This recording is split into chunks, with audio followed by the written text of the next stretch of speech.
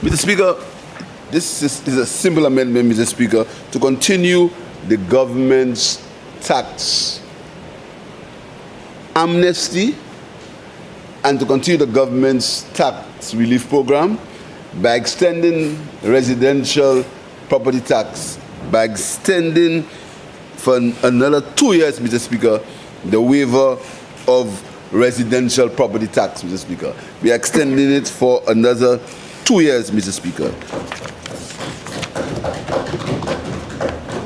So, Mr. Speaker, the years now for which the tax has been extended is now for 2017, 2018, 2019, 2020, 2021, 2022, 2023, and now 2024 and 2025, Mr. Speaker. We are extending the tax, residential tax, Mr. Speaker. So, Mr. Speaker, when you talk about St. Lucia is overtaxed and this and that, Mr. Speaker, the evidence, Mr. Speaker, and I want the people who say the country is overtaxed to tell me what is the percentage of tax. What is the percentage of tax per GDP in this country? I want to answer these questions. And when you hear the answer to that question, Mr. Speaker, you will find the answer for the people who say that St. Lucia is highly taxed or overtaxed, Mr. Speaker. Absolutely no evidence. Just say whatever you want, Mr. Speaker. The Health and Security Levy, projected to bring to this country at its most $44 million. I can extend if you want, $45 million, Mr. Speaker. The services for health alone, for the Ministry of Health, $199 million. OKU Hospital, we've doubled from $31 million to $63 million, Mr. Speaker. But you talk about the country being highly taxed. The country with the most exempt items from VAT, the most exempt items, and now the Minister of Commerce is, as we speak, is embarking on a survey, a study to see if we can relook at the zero and the exempt goods, because some people in the chamber, particularly the supermarket sector, have been speaking about the exempt goods and the zero rated goods, Mr. Speaker. They are saying that there should be some study as to what are the effects on the prices of exempt goods, Mr. Speaker. And Mr. Speaker, I will not be long, Mr. Speaker, but you talk about inflation. And when I hear the misinformation on inflation, on bringing the price of goods down, and what this government is doing to bring the price of goods down, Mr. Speaker, I know and I feel it. I feel it that the price of certain goods are climbing, are rising. I will not doubt it. I won't doubt that there is a certain level of inflation, particularly in food prices in this country. I will not doubt it. I will not. But the question is, Mr. Speaker, how do you control the price of imported goods, Mr. Speaker? That's the question. That's what no one is asking or is answering, Mr. Speaker. But, Mr. Speaker, we will continue to look at ways and means, as we've done and we continue to do, ways and means of impacting on the cost of food. I heard somebody that they said we reduce subsidies on food. I mean, this is really, really, really sad, Mr. Speaker. You just say they reduce subsidies on food. What food? What subsidy was reduced? By how much it was reduced? Not a word, not a word, not a word. Reduce subsidy on food. That's it. Hey, reduce subsidy on food. Nothing. That's not true. That's not true, Mr. Speaker. There's no reduced subsidies on food. In fact, we've increased it.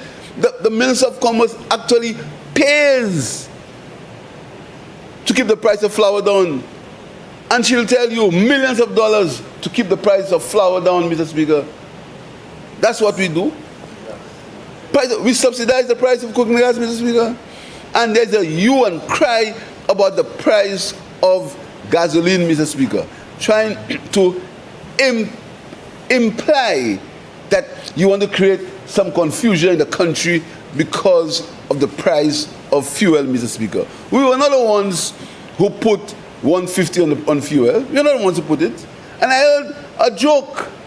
I heard what was a joke that they have paid. I mean, Mr. Speaker, Mr. Speaker, sometimes I believe if we really feed the people of St. Lucia, I don't know.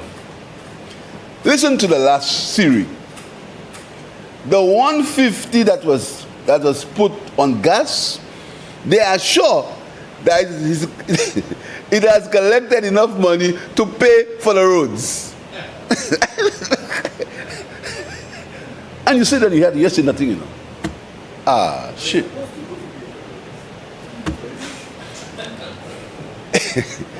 Is enough money.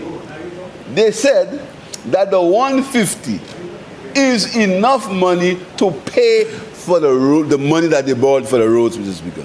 $164 million in direct awards, you know. But we're supposed to pay it already.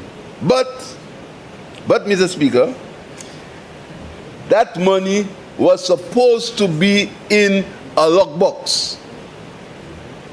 Supposed to be in a lockbox, Mr. Speaker. No one can find that lockbox.